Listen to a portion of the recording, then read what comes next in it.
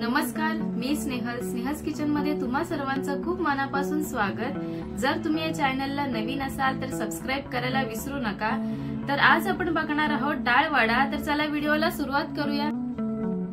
डाळ वडा बनवण्यासाठी साहित्य बघून घेऊया। हरभऱ्याची डाळ स्वच्छ धुवून 1 ते 2 तास भिजत ठेवली। मीठ, अख्खे धणे, हिरव्या मिरच्या, बारीक चिरलेला कढीपत्ता, बारीक चिरलेली कोथिंबीर, बारीक चिरलेला कांदा, आलं लसूण पेस्ट, धणे आणि मिरचीची पेस्ट काढून घ्यायची। आधी धणे आणि मिरचीची पेस्ट केल्यानंतर आपल्याला डाळही जाडसरच पिसून घ्यायचे। तुम्ही बघू शकता डाळ अशी जरा जाडसरच पिसून घेतलेली आहे। धणे आणि मिरचीची पेस्ट पाणी न टाकता पिसते, ती यात टाकून घेऊया। आता धण्याने छान स्वाद येतो, एकदा नक्की ट्राय करून बघा। आलं लसूण पेस्ट, बारीक चिरलेला कांदा, कोथिंबीर आणि बारीक चिरलेला कढीपत्ता, चवीनुसार मीठ टाकून घेऊया।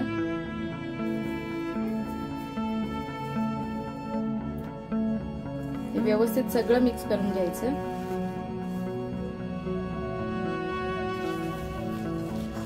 सगळं सारण मिक्स करून झालेलं आहे। आपण डाळ वडे करायला घेऊया।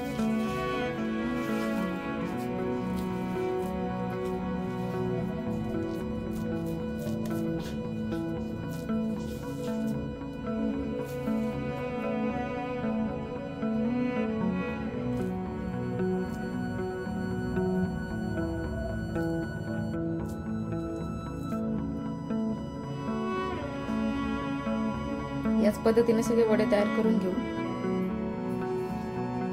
कढईत तेल तापलेलं आहे, मध्यम ते मंद आचेवरच आपल्याला वडे तळून घ्यायचे।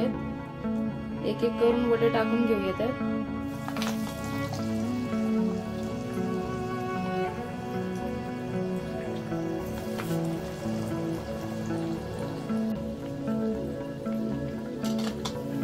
बघू शकता दोन्ही साइडने छान असं लालसर रंग येत आहे।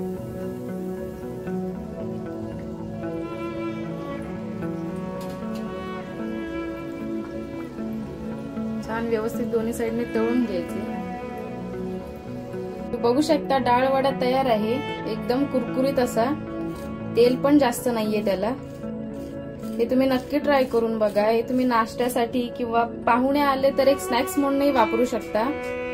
पुदिन्याची चटणी किंवा दही सोबतही खाऊ शकता, टोमॅटो केचप। एकदा नक्की ट्राय करून बघा।